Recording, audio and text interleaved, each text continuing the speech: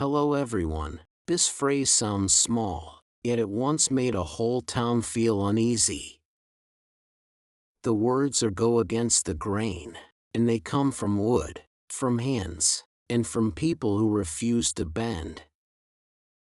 Long ago, in a quiet village, there lived a young woodworker named Eli, and he learned his craft from old tools and slow days. Eli would sit by the window, watching light fall on wood, and he saw lines in every board, lines that ran in one clear way. Those lines were the grain, and every worker knew one rule: you cut with the grain, or the wood will fight you. Eli tried it once, just to see, and the blade shook in his hand, and the wood split in a rough, loud crack. The old workers laughed at him, not in a cruel way, but in a way that said, "This is how things are." Days passed, and Eli grew better. He cut smooth lines, and made clean shapes, and people started to trust his hands. But he also saw something else. He saw that every board looked the same when cut the safe way. He felt a pull inside, a quiet voice that said, "What if there is more?" One evening, a storm came, and a large tree fell near the edge of the village. Its trunk was wide and strong, and the grain inside it twisted in strange, wild paths. The other workers looked at it and shook their heads. "This wood is no good. It will not behave." Eli stepped closer. He touched the bark, and felt the rough skin under his fingers. He said he would try, and the others warned him, "Do not waste your time, do not fight the grain." Eli took a piece of that tree, and brought it to his small shop. He looked at the lines, not straight, not calm, but full of turns and knots. He knew the easy way: follow the lines, make simple cuts, sell the piece, and move on. But he did not do that. He turned his blade across the lines, and cut against them. The wood pushed back, hard and sharp, and his hands grew tired, and small cuts marked his skin. Days turned into nights, and many times he failed. Pieces broke, shapes fell apart. People passed his shop and said, "He has lost his sense, he works against the grain." The words spread, first as a joke, then as a warning. "Do not be like Eli," they said. "Do not go against the grain." But Eli kept going, slow and steady. He learned how the wood moved, how it cracked, how it sang under pressure. He did not fight it with force. He listened to it, and changed his touch. One night, after many tries, something changed.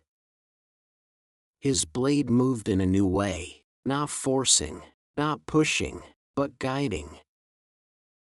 The wood did not split, it opened. Like a door that had been waiting. From that wild piece, a new shape came out, not straight, not common, but alive with curves. It caught the light in ways no one had seen before. The next morning, he placed it outside his shop. People stopped, they looked, they stepped closer. They saw the lines twist and turn, and yet hold together in a strange beauty. One old worker touched it and said nothing for a long time. Then he said, "This should not work, but it does."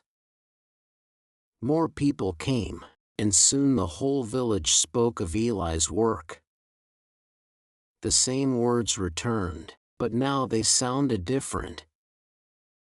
"He goes against the grain," they said, "and somehow he makes it right." The phrase grew. It left the village. It traveled with traders and travelers. It began to mean more than wood, more than tools. It spoke of people who choose a harder path, who do not follow the easy lines.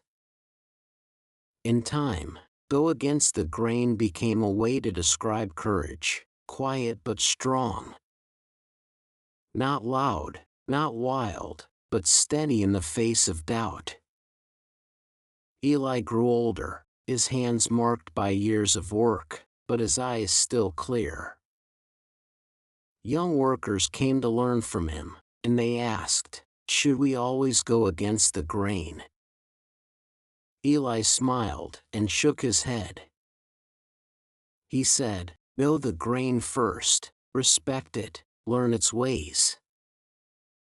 Then, if your heart tells you, you may choose another path. But do not do it for pride, and do not do it to be seen. Do it because you see something others do not." The village changed. More workers tried new cuts, new shapes. Some failed, some succeeded, but all learned something deeper. The grain was no longer a rule alone. It became a guide, not a cage. Years later, Eli's first piece still stood in the shop. It held the story of risk, of pain, of patience. People would touch it and remember, every smooth surface once fought back. The phrase lived on, in books, in speech, in quiet moments of choice. When someone stood at a crossroad, unsure which way to go, they would hear it, soft but clear, go against the grain. Not as a command, but as a question. Are you ready to face the push, the doubt, the long road? Are you ready to listen, not just to rules, but to your own sense? Because going against the grain is not about breaking things. It is about understanding them so well that you can shape them in a new way. It is about patience when things resist, and calm when others laugh.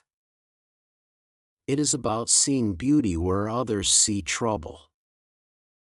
So when the path feels too smooth, and every step feels the same, you may stop and look closer. You may see lines running in one direction, strong and clear. And you may ask yourself, do I follow, or do I turn? That choice, small as it seems, can shape your work and your life. Go against the grain, not to fight the world, but to find your own way within it. 能以非母语者的身份专注学习到现在，这本身就是很棒的进步。真诚感谢你的观看。如果你觉得本期内容实用，点赞或留言让我知道你的想法，这对我持续创作非常重要。我们下期见。